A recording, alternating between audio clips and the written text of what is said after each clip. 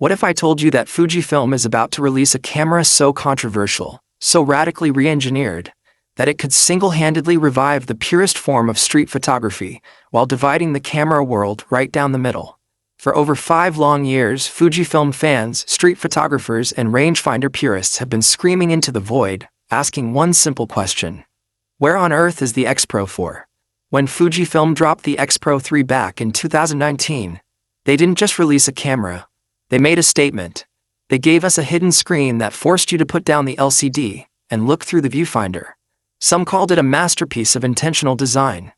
Others called it a frustrating gimmick that broke under daily use. And then silence. Years went by. We got the X-T5, the X-H2, the X-S20, and the viral juggernaut that was the X-106.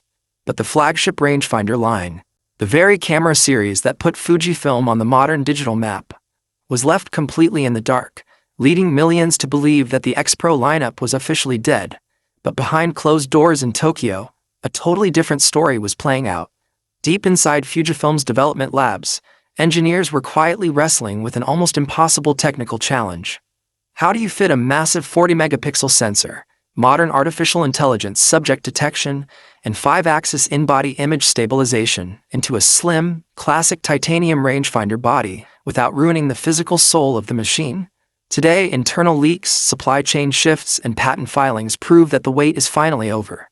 The Fujifilm X-Pro 4 is real, it is coming, and it is built to compete directly with $4,000 digital rangefinders at half the price. In this video, you will know every single hidden detail about this upcoming beast, why the new screen mechanism is a total game changer, how the upgraded hybrid viewfinder works, and the one massive pricing trap Fujifilm is laying for early buyers that could cost you hundreds if you are not careful. To truly appreciate why the X-Pro 4 is such a monumental release, you have to understand the massive ripple effect created by another camera in Fujifilm's lineup, the X-106. When Fujifilm released the X-106, the internet essentially broke. Back orders stacked up into the hundreds of thousands, secondary market prices skyrocketed to twice the retail value, and TikTok creator culture turned a fixed-lens compact camera into a global status symbol. But that viral explosion created a huge problem for Fujifilm. It proved that the world was starving for tactile, mechanical, analog-feeling cameras in a sea of sterile plastic video hybrid boxes. However, it also exposed the limits of a fixed lens. Photographers who wanted that exact same film-like shooting experience, but needed the flexibility of interchangeable X-mount lenses like the iconic 23mm or 35mm f1.4 primes, were left completely stranded. The old X-Pro 3 was discontinued, used prices for clean units were creeping up toward $2,000, and shooters were desperate for a modern replacement. Fujifilm realized that the market wasn't just ready for the X-Pro 4, it was begging for it. So, what is actually inside this new flagship? Let us break down the beating heart of the X-Pro 4. The sensor and the image processing engine. Reliable leaks confirm that the X-Pro 4 is inheriting the powerhouse combination that debuted in the X-T5 and X-106. The 40-megapixel X-Trans CMOS 5HR sensor paired with the high-speed X-Processor 5.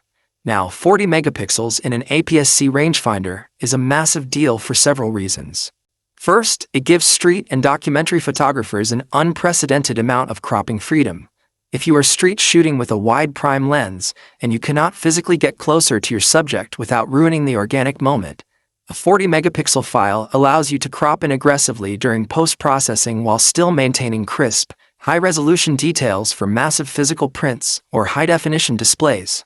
Furthermore, the base ISO drops from 160 down to 125, allowing you to shoot wide open at f1.2 or f1.4 in bright sunlight without instantly maxing out your shutter speed or needing an external neutral density filter. Combined with the ultra-fast electronic shutter speeds that reach up to 1/180,000th of a second, you can freeze motion in absolute broad daylight while keeping that smooth, creamy background blur that every photographer craves. But a high-resolution sensor is completely